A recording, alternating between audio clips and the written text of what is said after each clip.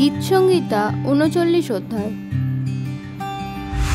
আমি কহিলাম, আমি আপন পথে সাবধানে চলিব, যেন জিহ্বা দ্বারা পাপ না করি, যাবৎ আমার সাক্ষাতে দুর্জন থাকে।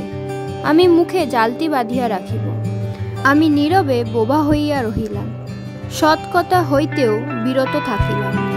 আর আমার ব্যথা বাড়িয়া উঠিল, আমার অন্তরে হৃদয় সন্তুপ্ত হইল, ভাবিতে ভাবিতে অগ্নি জ্বলিয়া উঠিল। আমি জিহ্বাতে কথা কহিলাম, সদাপ্রভু, আমার অন্তকাল আমাকে জানাও, আমার আয়ুর পরিমাণ কি জানাও। আমি জানিতে চাহি আমি কেমন ক্ষণিক। দেখো, তুমি আমার আয়ু কতিপয় মুষ্টি পরিমিত করিয়াছ। আমার জীবনকাল তোমার দৃষ্টিতে অবস্তুবৎ। সত্য, প্রত্যেক মনুষ্য স্থিরকৃত হইলেও নিতান্ত অসার। সত্য, মনুষ্য ছায়ার ন্যায় গমনাগমন করে। সত্য, তাহারা অসারের জন্য ব্যতিব্যস্ত। সে ধনরাশি সঞ্চয় করে, কিন্তু কে তাহা সংগ্রহ করিবে জানে না। এখন হে প্রভু, আমি কিসের অপেক্ষা করি? তোমাতেই আমার প্রত্যাশা।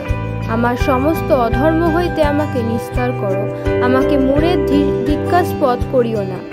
আমি বোবা হইলাম, মুখ খুলিলাম না, কেননা তুমি ইহা করিয়াছ। আমা হইতে তোমার আঘাত অন্তর করো, তোমার হস্তের প্রহারে আমি ক্ষীণ হইলাম।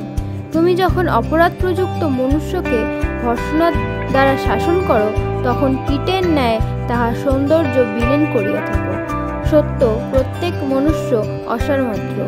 হে সদাপ্রভু, আমার প্রার্থনা শ্রবণ করো, আমার আর্তনাতে কর্ণ দেও, আমার অশ্রুপাতে নীরব থাকিও না, কেননা আমি তোমার কাছে বিদেশী, আমার সমস্ত পিতৃলোকের ন্যায় প্রবাসী। আমা হইতে দৃষ্টি ফিরাও, যেন প্রফুল্ল হই, যাবৎ প্রয়াণ না করি ও আর না থাকি। আমেন।